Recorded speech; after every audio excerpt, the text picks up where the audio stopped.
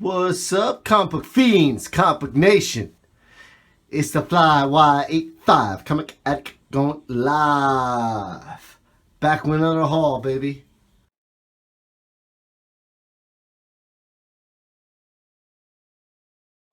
I've donned my focus helmet and loaded it up with 2 tall boys of concentration juice. And I have my browser open to the wiki of DC Comics base in case I miss a reference. I have a whiteboard to help me keep track of the interrelationships between the alternate realities. I am finally ready to read Grant Morrison's Multiversity. Yeah, I've just read the end of Multiversity. Yeah. Thank you, Grant Morrison. I really mean that. I was in a dark place. Like, in a few years, a lot of very big people are going to start coming up to you and thanking you. Mark my words.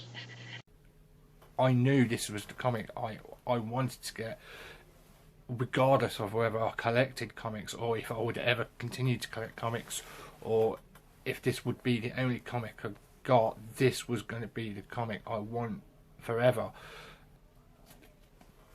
David, Bowie, the Thin White Duke, Aladdin Sane, Ziggy Stardust, thank you so much for the pleasure that you've gave me throughout my life growing up. It's just been an absolute ride, and I hope you are up there now with Major Tom just being David.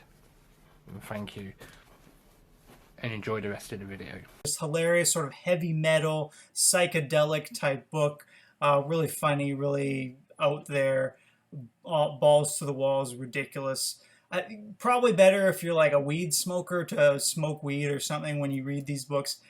I love all things Venom, so I definitely love this. And I definitely love this because I love villains. Obviously, Venom, Kylo Ren, me, all perfectly good villains. I swear.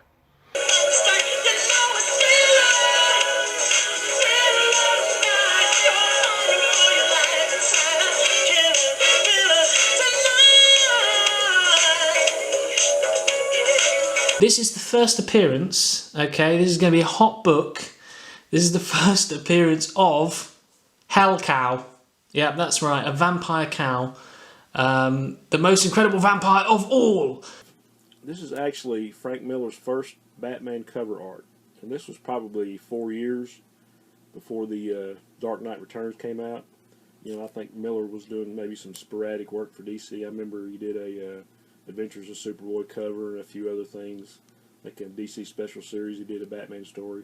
But this is actually the first cover art that Frank Miller did for DC Comics, and Superman for that matter.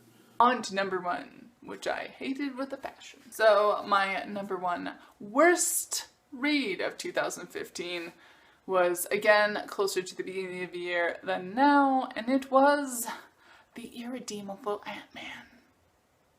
Everything about this book was like hugely offensive. Spoiler alert. So there's this normal guy, which means apparently that he has to be a douchebag. Detective Comics 608. This is the first appearance of Anarchy, who I believe is rumored to be the Joker's son. And the pages, you probably can't see from this, but the pages are absolutely pristine white condition. But yeah, this is a beautiful way to start a book off. This was done in 1968. Yeah, Bubble Funnies. All new comic stories with bubblegum inside. Miniature comic book collection. Spider-Man and Dr. Ock. And we got Captain America in space fighting the Red Skull. And once again, gotta bring old Green Jeans. It kind of has this really seedy edge to it, but for the most part, it works. I don't feel like like I said, I don't feel like it's shock value for the sake of shock value. I think it's a decently done comic book, and you're getting all these elements, but you're getting them in a story that's, you know, well crafted. So I wouldn't recommend it to everybody. It's not everybody's cup of tea. The colours are absolutely stunning. Every page is so detailed, and I just think it's really, really lovely, and kind of adds to the atmosphere of the thing, which is terrifying. Like, if you're looking for a scary graphic novel, check this one out. Right now I'm halfway through it, and I think I'm going to finish it tonight. But it's really nerve-wracking. Egal wie häufig ich diese Geschichte hier lese, auf den letzten Seiten der letzten Ausgabe muss ich immer anfangen zu weinen, weil es einfach zu schön ist. Und wenn Mary Jane Watson Parker im Türrahmen des Dachbodens steht und sieht, wie Peter alte Bilder der Vergangenheit rausholt und zu ihm sagt, grüß Gwen von mir, bedeutet das, wir alle lieben Gwen. Mary Jane ist die Frau seines Lebens, aber Gwen war halt seine erste Liebe. Und dafür muss immer Raum sein. Eine wunderschöne Geschichte.